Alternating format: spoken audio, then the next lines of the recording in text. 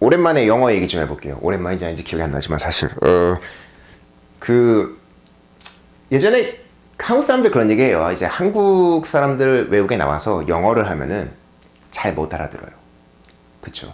근데 인도 애들이 영어를 하면은 많은 사람들이 알아들어요. 중국 애들이 영어를 해도 많은 사람들이 알아들어요. 일본 애들이 영어를 해도 많은 사람들이 알아들어요. 왜일까? 그 생각 해본 적 있는지 모르겠어요. 저도 얼마 전에 딴 사람한테 얘기하다가 만들어낸 이론인데 결과적으로 이건 것 같아요. 뭐 예전에는 저 이제 캐나다 처음 왔을 때 이제 일본 애들 말하면 사람들이 잘 알아듣는다. 그 이유는 한국 애들은 말을 얼버무리고 일본 애들은 또박또박 한다. 모노톤이든 말든 또박 한다. 그 얘기였어요. 과연 그럴까? 생각해보니 아니에요. 예전엔 중국 사람들 발음 잘 못 알아들었거든요. 근데 요즘은 굉장히 중국 사람들 발음을 잘 알아들어요. 그리고 저희가 들을 때 일본 발음은 대충 알아듣지만 저희 중국 발음 못 알아듣죠? 영어 발음? 인도 발음 정말 힘들다 그러잖아요. 막 애들 뭐라 그러지? 꼴랑꼴랑거린다 그러나? 근데 외국 애들은 잘 알아들어. 키노트 스피커도 막 인도 애들 나와서 하면 잘 알아들어. 우린 못 알아듣지만. 이유는 솔직히 하나예요. 사람들은 누구나 자기한테 익숙한 억양은 알아들어요. 심지어 이제 한국 사람들이 처음 영어 접할 때 영국 발음이 알아듣기 쉽다고 얘기를 해요. 근데 북미에 오래 사는 사람들은 영국 발음을 더 못 알아들어요. 이제는 한국 사람들 왔을 때 영어가 원래부터 모국어인 사람들은 상관이 없어요. 한국 사람들이 한국에 있을 때 무슨 가끔 이제 외국인들 많잖아요. 한국에. 그럼 그 사람들이 한국말 하잖아요. 뭐 그 사람들이 동남아 사람 출신이든 미국 출신이든 한국말 하면은 저희는 아무리 걔네가 언법을 개판으로 하고 발음이 이상해도 알아듣잖아요. 그래서 모국어는 다 알아들어요. 근데 모국어가 아닐 때 영어가 제2 외국어인 사람들끼리 얘기를 할 때는 그게 훨씬 잘 알아들어요. 근데 웃긴 거는 그래도 익숙한 것만 알아듣는다는 거예요. 한국에도 사투리들 많았잖아요. 그러면 어떤 사투리는 잘 이해하고 어떤 사투리는 잘 이해 못하잖아요. 그건 대부분은 자기가 익숙한 걸 잘 이해하는 것 뿐인 것 같아요.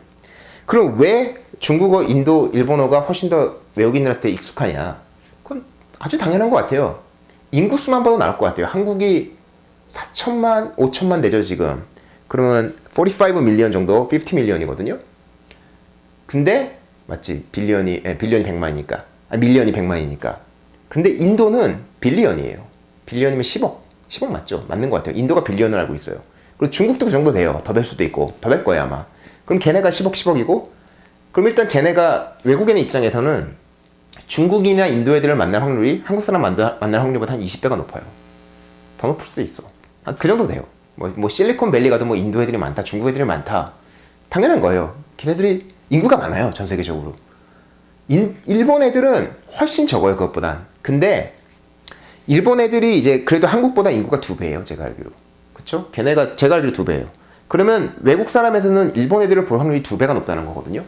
근데 그 전에 80년대에 일본이 엄청 강국이었잖아요. 그래서 제 기억으로는 하와이의 거의 모든 땅을 일본 애들이 샀다는 얘기도 있어요.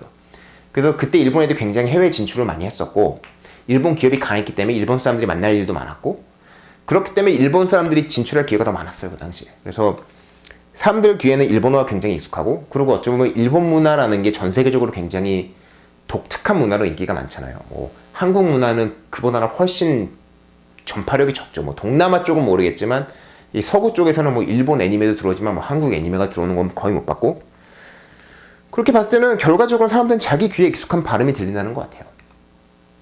그래서 뭐 맨날 뭐 그런 거 있잖아요. 뭐 한국 사람들이 영어를 좀 더 잘해야 된다. 뭐 그러면서 어떻게 하면 잘하냐. 뭐 일본 애들처럼 좀 더 또박또박 해야 된다. 뭐 일본은 뭐 중국어는 뭐 어순이 영어랑 똑같다. 막 이런 거 다 구라고요. 한국 사람들이 정말 제대로 영어를 알아들 수 있게 하려면 두 가지예요. 개인적으로는 본토 발음으로 가는 방법밖에 없고 두 번째 방법은 한국 사람들이 해외에도 많이 나가서 한국 발음을 그냥 누구에게나 전파시키는 수밖에 없는 거예요.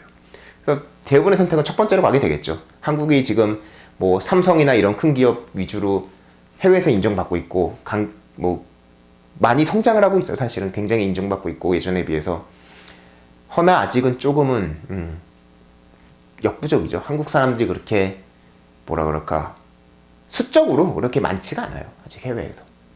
그래서 예전에 한번 그런 비디오 만든 적 있는 것 같아요. 그 발음이라는 거 처음에 너무 신경 쓰지 마라. 영어를 유창하게 잘할 수 있고 그러니까 편하게 잘할 수 있는 거 신경 쓴 다음에 그 다음에 발음을 잡으면 되는데 발음 잡는 법은 그 뭐라 그래 언어장애 있는 거 잡아주는 사람도 있거든요.